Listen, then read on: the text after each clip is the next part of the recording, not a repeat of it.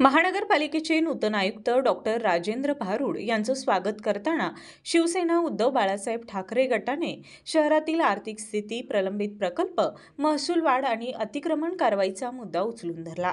जिल्हाप्रमुख रविकिरण इंगवले यांनी दिलेल्या निवेदनात शहरातील वाढती लोकसंख्या, वाहतूक कोंडी, पाणी पुरवठा, स्वच्छता आणि विशेष प्रकल्पांवरील वाढता खर्च याकडे लक्ष वेधलं।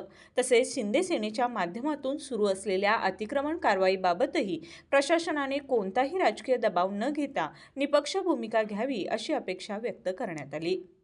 कोल्हापूर जिल्हा शिवसेनेतर्फे आज नवनिर्वाचित आयुक्त यांचा सत्कार करण्यासाठी व त्यांना कोल्हापूर शहराच्या विविध विकास कामांसाठी चर्चा करण्यासाठी सर्व शिवसैनिक व पदाधिकारी आम्ही आज गेलो होतो। आयुक्तांना पाहिल्यानंतर एक अत्यानंद झाला। त्यांना जुन्या काळातील महाभारताची मी आठवण करून दिली की माझ्या वाचनात असं आले की आयुक्त साहेब हे भिल्ल समाजाचे आहेत। त्या काळामध्ये देखील 5,500 वर्षापूर्वी महाभारत काळामध्ये एकलव्य नावाचे भिल्ल समाजाचे एक फार मोठे धनुर्विद्या तज्ञ होऊन गेले। त्यांचं दुर्भाग्य असं की त्यांना गुरु कोण मिळाला नाही। त्यांनी गुरुची प्रतिमा तयार करून, द्रोणाचार्यांची प्रतिमा तयार करून स्वतःचं अस्तित्व निर्माण केलं। एक धनुर्विद्या तज्ञ म्हणून त्या काळात नावारूपाला आले। पण एका अशा भिल्ल समाजाच्या व्यक्तीला मान्यता प्राप्त होऊ नये म्हणून त्या काळात देखील अन्याय झाला होता आणि गुरु द्रोणाचार्यांनी त्या भिल्ल समाजाच्या एकलव्याला धनुर्विद्या तज्ञकडून त्यांचा अंगठा मागून घेतला होता।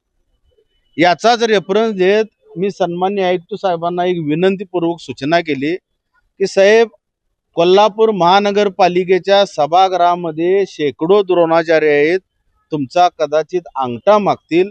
कोल्हापूर महापालिकेच्या सभागृहातील ह्या ईव्हीएमच्या माध्यमातून, चुकीच्या पद्धतीच्या माध्यमातून, पैशाच्या जोरावरच्या माध्यमातून निवडून आलेले पदाधिकारी तुमचा कदाचित अंगठा मागतील।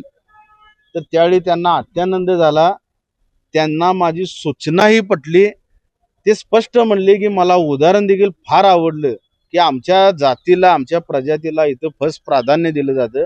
त्यांना आम्ही आमच्या पक्षाच्या वतीने एक अभिवचन दिलं, कोल्हापूर शहराच्या विकासासाठी काही असेल केव्हाही हाक मारा, हा शिवसेना पक्ष तुमच्या मागे ताकदीनं उभा राहील। त्यांना अतिक्रमणचे देखील 1-2 विषय दाखवले।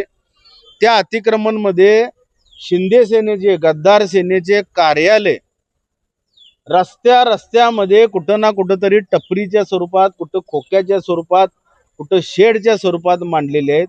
जर गोरगरिबांच्या पोटावर जर महानगरपालिका उठत असेल तर महानगरपालिकेने गद्दार सेनेचे, शिवसेनेचे, त्या गद्दार शिवसेनेचे कार्यालय काढलं पाहिजे। त्यांना मी फोटो दाखवले, त्यांना शूटिंग दाखवले, त्यांना ते पटलं देखील।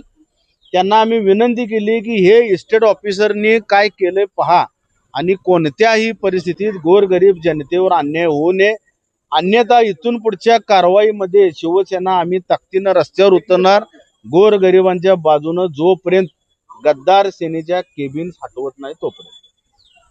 प्रलंबित प्रकल्पांना गती, महसूल वाढीसाठी नवे स्रोत, अनावश्यक खर्चावर नियंत्रण आणि नागरिकांना तत्पर सेवा देण्याची मागणीही निवेदनातून करण्यात आली।